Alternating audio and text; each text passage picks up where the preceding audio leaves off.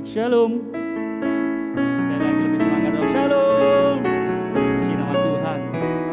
Kita diberi kemurahan buat Tuhan. Amin. Kalau saat ini kita boleh datang, itu karena kemurahan Tuhan, kebaikan Tuhan buat setiap kita. Amin. Mari kita tundukkan kepala, kita mau datang kepada Tuhan. Terima kasih Bapa, terima kasih Yesus. Kalau Kau sudah tibakan kami di rumah ibadah-Mu Tuhan, kami mengucap syukur dan terima kasih Bapa atas berkat-Mu, atas kemurahan. Karena Kaulah Tuhan, kami boleh ada Tuhan. Oh, terima kasih Yesus. Kemurahan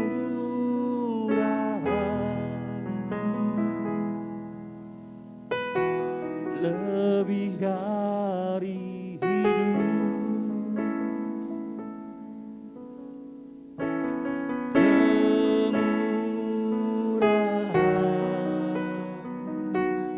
Katakan lebih sini.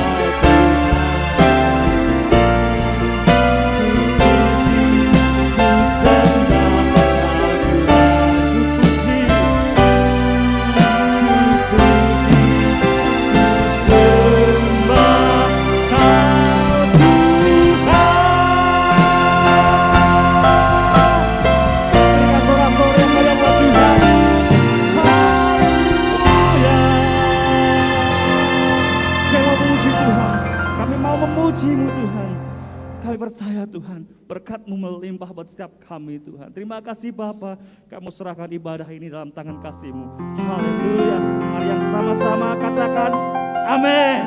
Sekali lagi dong, amin. Haleluya. Pandang kanan kirinya ada sukacita tidak? Saya lihat banyak sukacita, amin.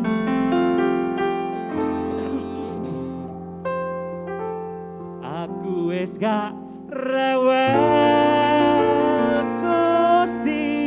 Yang gak rewel boleh nyanyi. Aku wis gak rewel Gusti. Kalakoni sing dadi kersane. Aku wis gak rewel.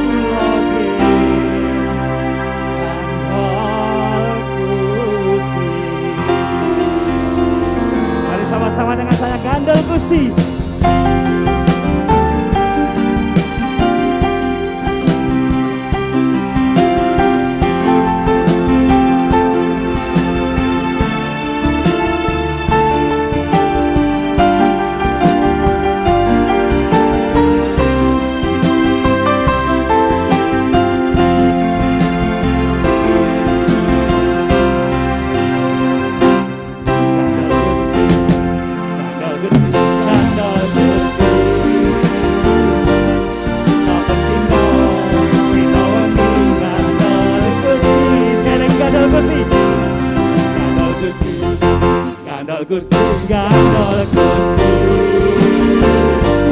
Saben dina dikawati gandol Gusti. Kula ampun percaya ora bakal cilaka, nanging urip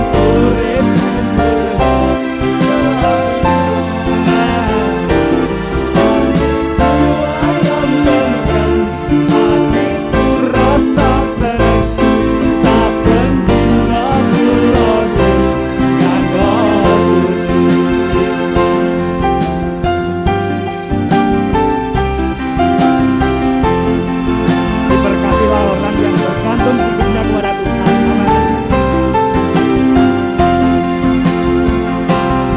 Gandol Gusti, gandol Gusti, gandol Gusti.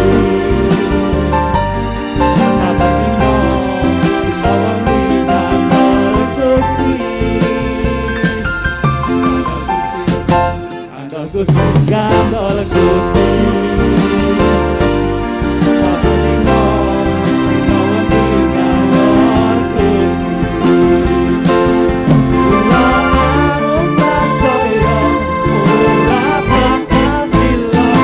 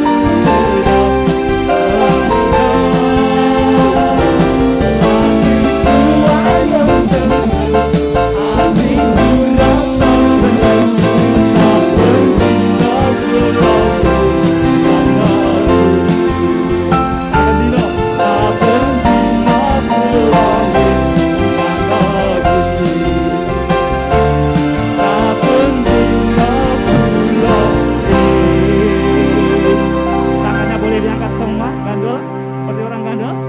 Sama-sama dengan saya. Gandol Gusti. Kita kali dulu kembali. Terima kasih. Puji nama Tuhan. Mari kita siapkan hati kita untuk dengarkan firman Tuhan.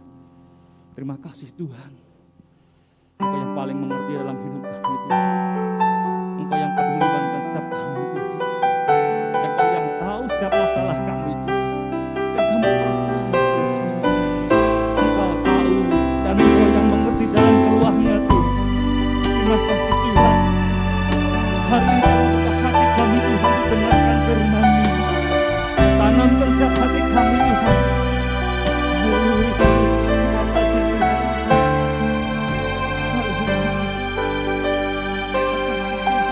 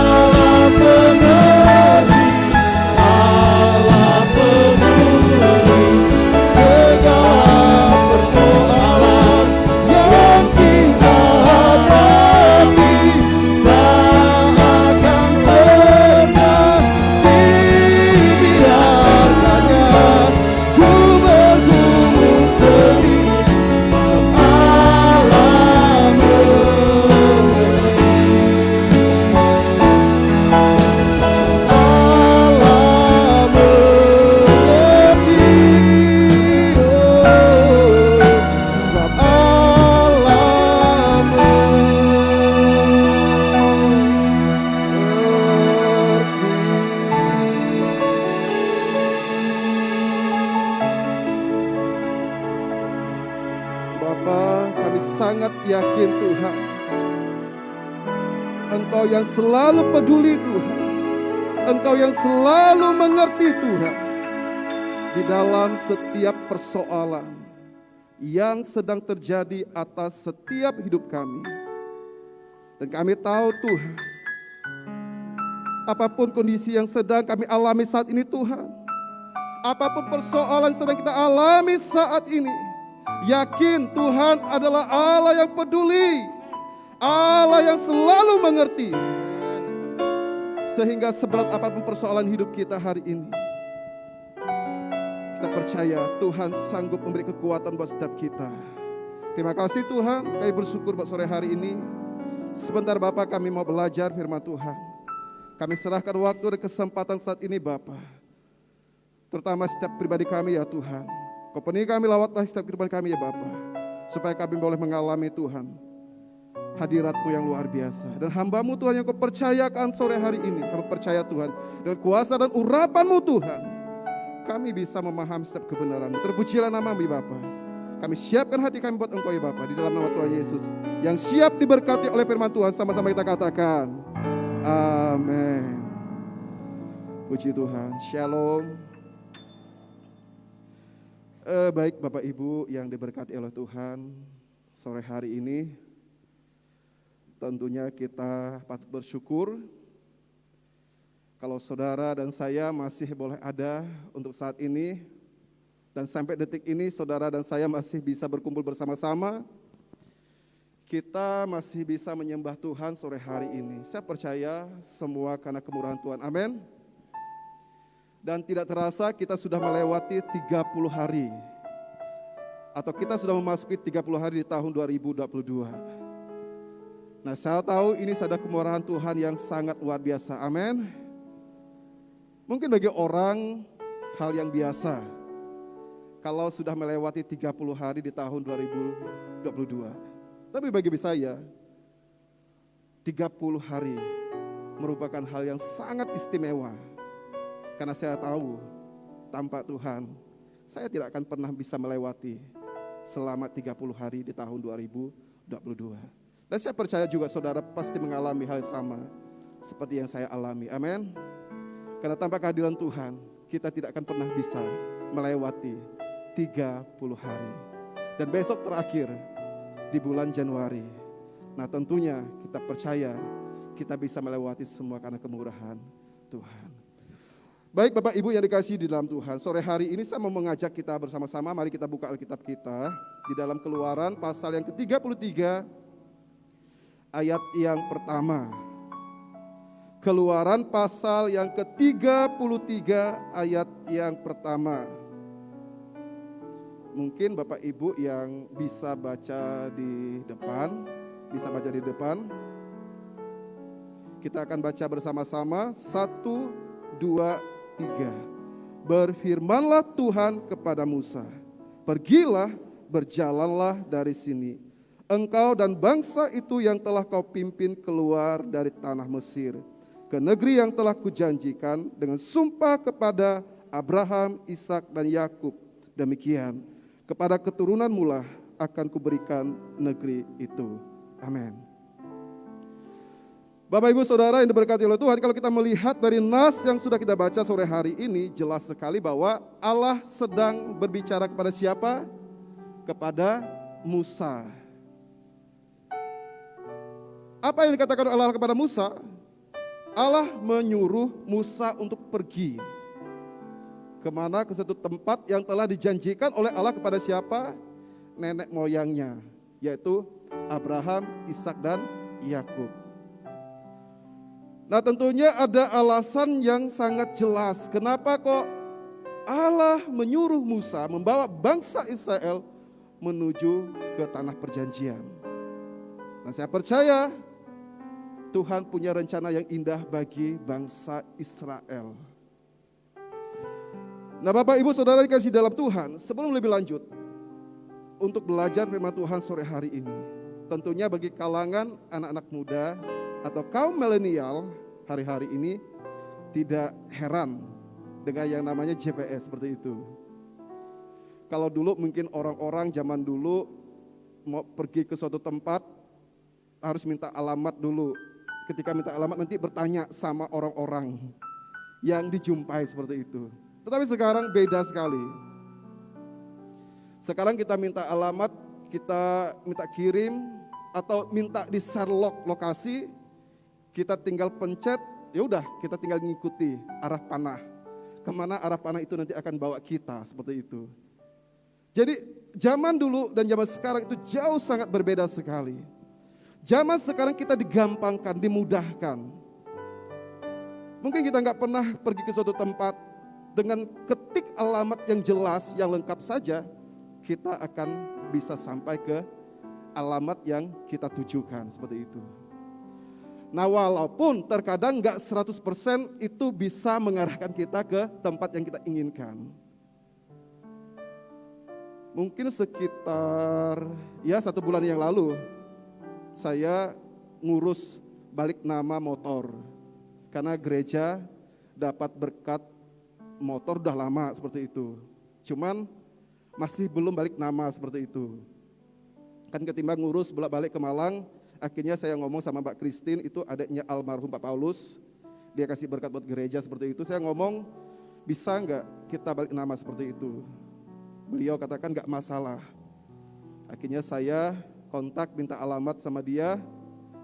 Dan saya mulai dari Batu, lewat sedikit saya mulai kasih nyalakan GPS seperti itu. Nah, setelah lewat itu saya nyalakan, nah tiba-tiba kita diarahkan ke ini. Universitas Muhammadiyah. Kita masuk ke dalam dan ketemu satpam. Saya tanya, Pak, kira-kira kita ke tempat ini benar nggak lewat sini? Terus Pak satpamnya bilang, oh enggak benar gitu, seperti itu. Kamu harus kembali saja.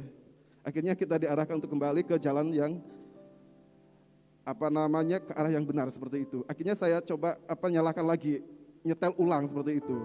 Dan akhirnya memang sampai ke tempat tujuan yang kita tujukan seperti itu. Jadi memang nggak 100%, tapi paling tidak GPS itu sangat membantu kita untuk sampai ke alamat yang kita tujukan.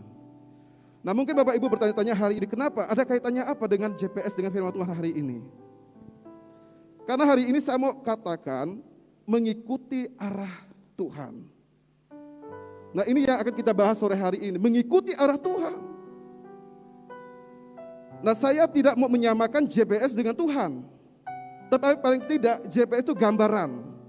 Ingat gambaran loh ya. Saya nggak menyamakan GPS dengan Tuhan. Tetapi paling nggak GPS itu sebagai gambaran kita. Untuk menggambarkan bahwa Tuhan itu selalu ada di depan kita, mengarahkan kita untuk apa? Sampai ke tanah perjanjian. Nah saya tahu bahwa kita nggak akan pernah bisa sampai ke tanah perjanjian kalau Tuhan nggak mengarahkan diri kita. Itu yang terjadi dengan bangsa Israel.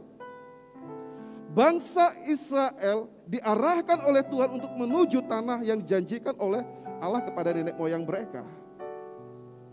Nah demikian juga kita hari ini, Tuhan telah menyediakan tanah perjanjian buat saudara dan saya.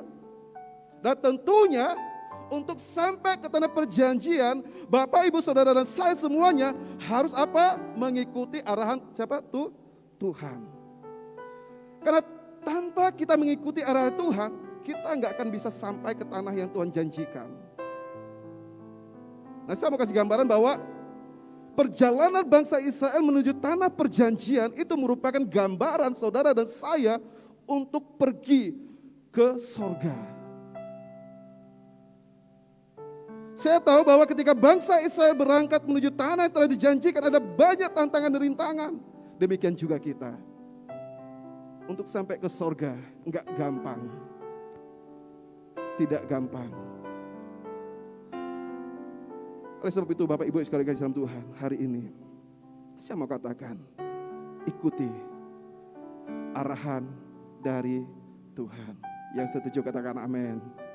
Karena saya percaya dengan arahan Tuhan, kita akan bisa sampai ke tanah perjanjian yang telah Tuhan janjikan buat saudara dan saya. Nah pertanyaannya adalah apa sih keuntungan ketika saudara dan saya mau mengikuti arahan dari Tuhan? Ini yang penting. Mengapa kita harus mengikuti arah dari Tuhan? Apa sih untungnya kalau kita mengikuti arahan dari Tuhan? Untungnya adalah saudara dan saya menikmati apa janji itu? Janji Tuhan. Itu keuntungan ketika kita mau belajar mengikuti arahan Tuhan. Saya percaya bahwa ketika Tuhan mengarahkan hidup saudara dan saya, Tuhan sudah punya rencana yang indah buat saudara dan saya. Amin. Saya percaya Tuhan punya rencana yang jauh lebih indah buat saudara dan saya. Dan untuk menikmati janji Tuhan, nah yang terpenting di sini adalah bagaimana kita belajar mengikuti arahan dari Tuhan. Bapak Ibu Saudara yang kasih dalam Tuhan, kita melihat di sini ada beberapa hal. Apa sih yang seringkali menyebabkan orang-orang gagal menikmati janji Tuhan? Coba kita lihat. Yang pertama itu hati yang tidak mau percaya. Nah Bapak Ibu yang dikasih di dalam Tuhan, itu yang sedang dialami oleh bangsa Israel. Kalau kita melihat dari ending cerita perjalanan bangsa Israel menuju tanah perjanjian, berapa orang sih yang asli dari tanah Mesir sampai ke tanah perjanjian? Hanya 2 orang. Hanya 2 orang. Siapakah mereka? Yosua dan Kaleb. Padahal ada banyak bangsa Israel yang keluar dari tanah Mesir. Tetapi kenapa kok mereka nggak sampai ke tanah yang telah dijanjikan oleh Tuhan? Dan mengapa mereka nggak bisa menikmati janji yang telah Tuhan kasih buat mereka? Satu hal, mereka tidak percaya. Ada keraguan-raguan di dalam hati bangsa Israel. Itu yang membuat bangsa Israel tidak bisa menikmati janji Tuhan. Padahal Tuhan telah bersumpah kepada siapa? Kepada Abraham, Ishak dan Yakub, bahwa tanah itu akan diberikan kepada keturunan. Tetapi mereka nggak bisa menikmati. Apa? Mereka ragu akan Tuhan. Terus yang kedua, apa sih yang menyebabkan kita gagal menikmati janji Tuhan? Tidak bisa menguasai diri. Nah, itu juga yang sering terjadi dengan hidup kita. Dan itulah yang dialami oleh bangsa Israel. Mengapa bangsa Israel kok cuma berdua tok yang asli keluar dari tanah Mesir yang sampai ke tanah perjanjian? Kenapa kok Yosua dan Kaleb bisa menikmati janji Tuhan? Mereka percaya penuh kepada Tuhan. Dan mereka adalah orang-orang yang mampu menguasai diri mereka. Dan yang lainnya tidak. Dan itu yang membuat bangsa Israel gagal menikmati janji dari Tuhan. Karena mereka tidak mampu menguasai diri mereka. Nah, Bapak Ibu yang kasih dalam Tuhan, pertanyaannya adalah, kita sudah dikasih kesempatan oleh Tuhan untuk menikmati janji Tuhan. Nah, pertanyaannya adalah, bisa nggak kita menguasai diri kita? Menguasai diri adalah salah satu dari buah roh yang sangat dan harus ada di dalam hidup kita. Karena tanpa buah roh atau penguasaan diri dalam diri kita, seperti yang dialami oleh bangsa Israel, mereka tidak bisa menikmati janji Tuhan. Dan kita pun, kalau nggak mampu menguasai diri kita untuk menjalankan kehidupan ini, kita pun tidak akan pernah bisa sampai ke tanah yang Tuhan janjikan di dalam hidup kita. Dan itu yang membuat bangsa Israel gagal. Terus yang ketiga, apa sih yang membuat bangsa Israel gagal? Atau yang bisa membuat seorang gagal untuk menikmati janji Tuhan? Suka berbohong. Nah, Bapak Ibu yang diberkati oleh Tuhan, berbohong memang terkadang sepele. Terkadang kita menganggap, gak apa-apalah sedikit aja berbohongnya. Kan saya berbohong kan demi kebaikan, demi menjaga perasaan, menjaga ini dan itu. Tetapi di dalam kamusnya Tuhan, tidak ada sedikit berbohong. Yang namanya berbohong adalah bohong, yaitu dosa. Nah, artinya gini, ternyata berbohong itu salah satu penyebab orang gagal menikmati janji Tuhan. Nah, saya berharap Bapak Ibu yang hadir hari ini, dimanapun saudara berada, apapun profesi saudara, baik itu pegawai atau kerja, dimanapun saudara, belajar untuk jujur. Saya tahu memang jujur gak gampang, gak mudah. Orang dunia katakan bahwa kalau kita jujur pasti hancur. Itu pepatah dunia seperti itu. Tapi memang benar, kenyataan seperti itu. Orang jujur itu memang gak enak, sakit seperti itu. Pasti dikucilkan. Tetapi ingat, prinsip Tuhan harus jujur. Ketika kita jujur, saya percaya Tuhan yang akan menyertai saudara dan saya. Dan yang keempat, apa sih yang membuat seorang gagal untuk menikmati janji Tuhan? Pendendam, tidak bisa mengampuni. Nah, ini juga salah satu hal yang sangat penting. Kita tahu bahwa perbedaan seringkali membuat perpecahan. Baik itu di tengah keluarga, di gereja, di organisasi, dan sebagainya. Pasti ada yang namanya perbedaan.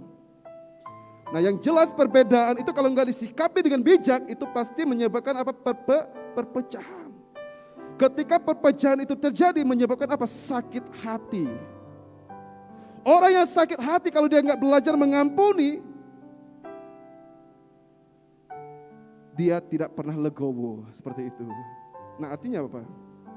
Tuhan katakan di dalam Matius 6 ayat ke-15, jikalau kamu tidak mengampuni orang, Bapamu juga tidak akan mengampuni kesalahanmu. Artinya syarat untuk menikmati janji Tuhan adalah kita harus belajar mengampuni. Karena mengampuni merupakan hal yang sangat penting buat saudara dan saya untuk kita bisa menikmati janjinya Tuhan. Terus yang kedua, Bapak Ibu yang dikasih dalam Tuhan, kita mau melihat apa sih keuntungan. Yang pertama tadi, keuntungan ketika kita mau mengikuti arahan Tuhan apa? Menikmati janji itu Tuhan. Yang kedua, ketika kita mau melibatkan hidup kita atau mengarahkan hidup kita, keuntungannya adalah kita pasti menikmati ini pemeliharaan Tuhan. Itu yang akan kita rasakan. Di ayat yang kedua dikatakan, aku akan mengutus seorang malaikat berjalan di depanmu dan akan menghalau orang Kanaan, orang Amori, orang Het, orang Feris, orang Hewi, dan orang Yebus. Nah, Bapak Ibu Saudara yang diberkati oleh Tuhan, jadi keuntungan ketika kita mau mengikuti arahan Tuhan adalah selain kita menikmati janji Tuhan, saudara dan saya juga menikmati pemeliharaan Tuhan. Pertanyaannya adalah apa sih bukti pemeliharaan Tuhan di kehidupan kita? Apa yang dirasakan oleh bangsa Israel ketika Musa membawa bangsa Israel pergi ke tanah yang telah dijanjikan oleh Tuhan? Tuhan katakan jelas, aku akan mengutus seorang malaikat di depanmu. Jadi ketika Tuhan memelihara bangsa Israel untuk berjalan ke tanah yang telah Tuhan janjikan, dia enggak sekedar ngomong, pergi, atau memerintahkan Musa untuk membawa bangsa Israel, tetapi dia mengutus seorang malaikat.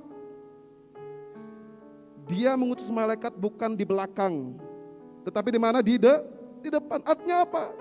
Malaikat yang Allah utus di depan itu adalah yang akan menghalau umat yang akan mengganggu bangsa Israel untuk menuju tanah perjanjian. Dan hari ini pun saya percaya, siapapun saudara, apapun persoalan saudara hari ini, ingat, ketika kita mau belajar mengikuti dari arahan Tuhan, saya percaya saudara pasti menikmati pemeliharaan Tuhan. Amin. Jadi saya percaya ketika kita mengikuti arah Tuhan, Tuhan akan mengutus malaikat-malaikatnya untuk mendahului saudara. Nah, saya tidak tahu apa yang ada di depan hidup kita. Tidak ada yang tahu. Nah, kalau kita melihat apa yang dialami oleh bangsa Israel, di depan mereka ada orang siapa? Orang Kanaan. Terus ada orang Amori, orang Het, orang Feris, orang Hewi, dan orang Yebus yang akan dilewati oleh bangsa Israel untuk sampai ke tanah perjanjian. Secara logika, tentunya bangsa Israel tidak akan pernah bisa melewati bangsa-bangsa yang ada di depan mereka. Karena ketika mereka keluar dari tanah Mesir, jelas seberapa banyak sih mereka bisa bawa peralatan perang? Enggak banyak. Kenapa? Enggak bisa bawa mereka. Tetapi Tuhan berjanji, dengan Allah kadarnya mereka keluar dari tanah Mesir, tapi Tuhanlah yang ada di depan mereka. Dan Allah mengutus malaikatnya untuk apa sih? Menghalau para musuh-musuh yang ada di depan mereka. Dan itu janji Tuhan. Dan itu pun pasti saudara rasakan kalau saudara belajar mengikuti arahan Tuhan. Nah, jadi Bapak Ibu dikasih dalam Tuhan, jelas sekali bahwa ketika kita belajar mengikuti arahan Tuhan, keuntungannya adalah kita menikmati janji Tuhan.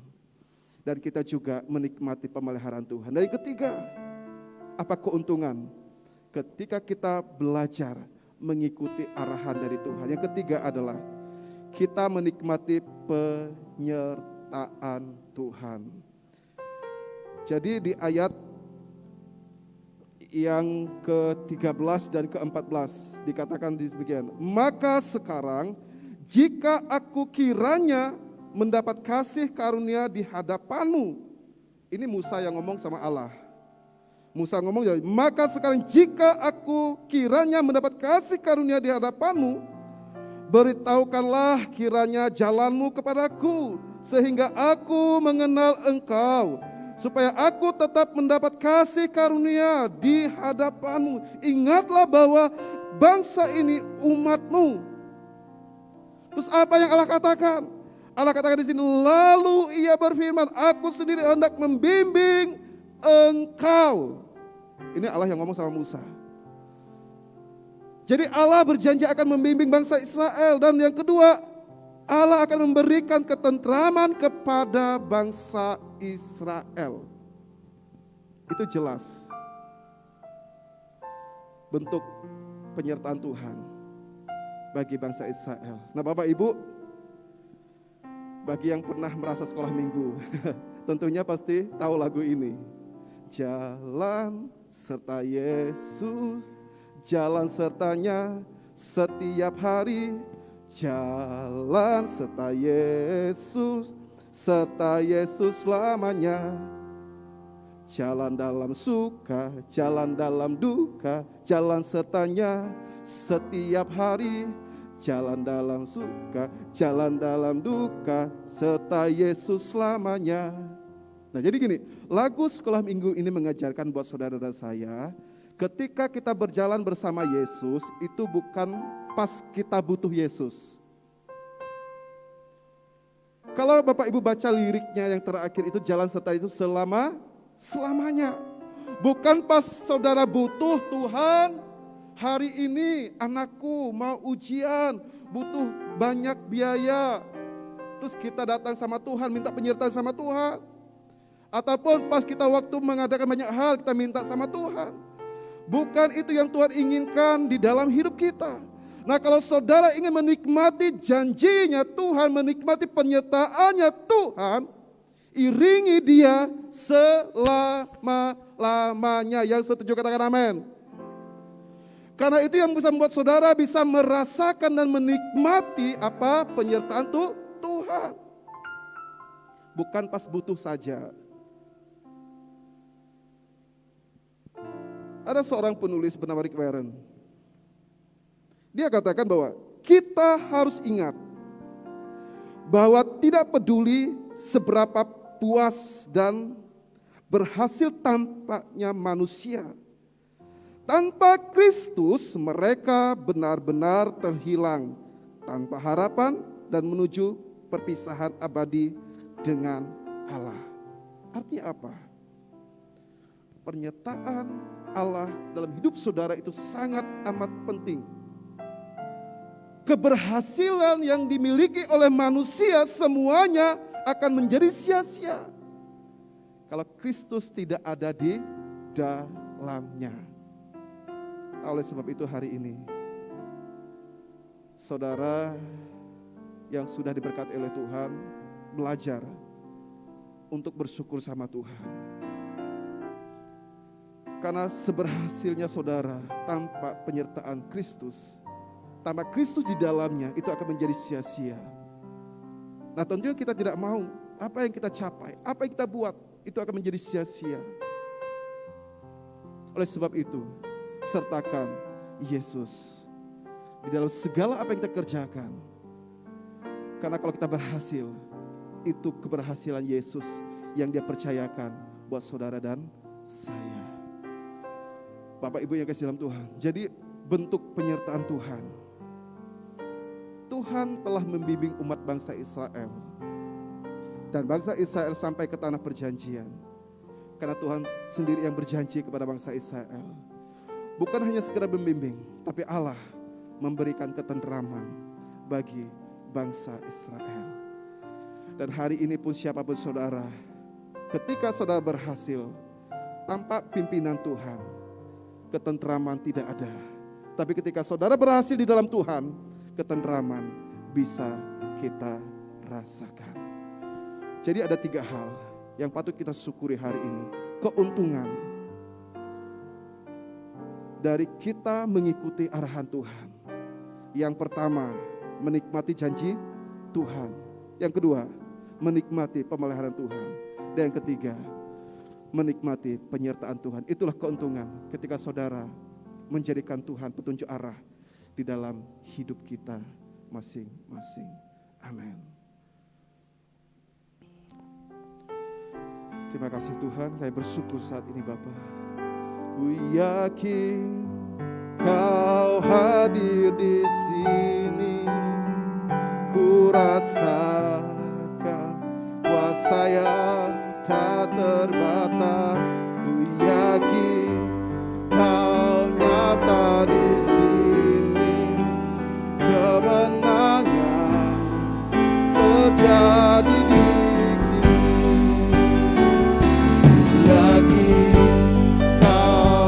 hadir di sini, ku rasakan kuasa yang ku yakin Kau nyata di sini, kemenangan terjadi di sini.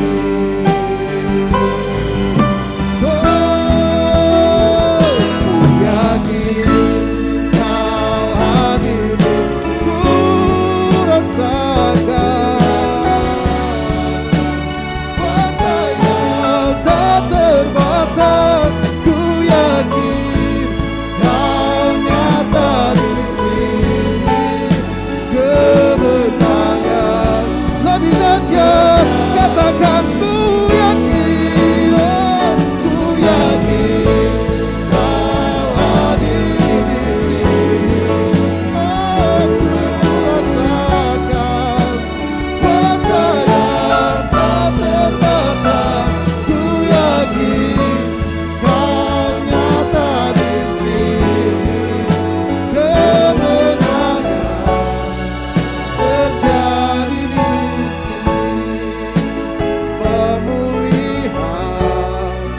terjadi di sini, kesembuhan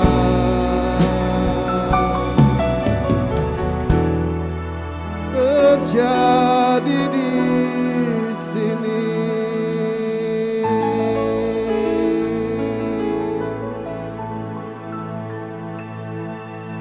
Bapa, ini yang menjadi keyakinan kami saat ini Tuhan.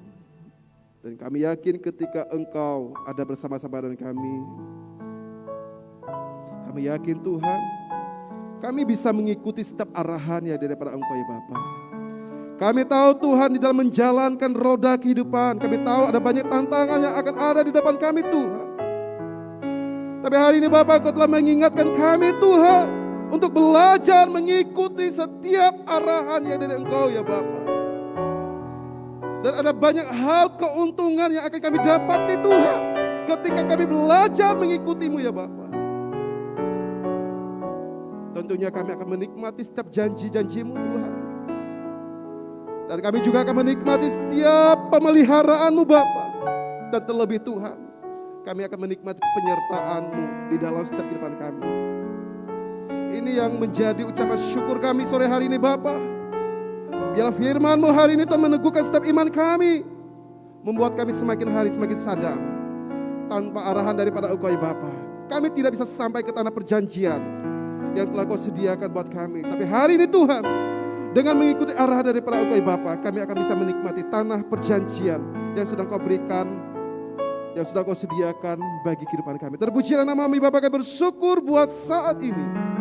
Bapak Ibu Saudara yang diberkati oleh Tuhan, sama-sama kita katakan Amin.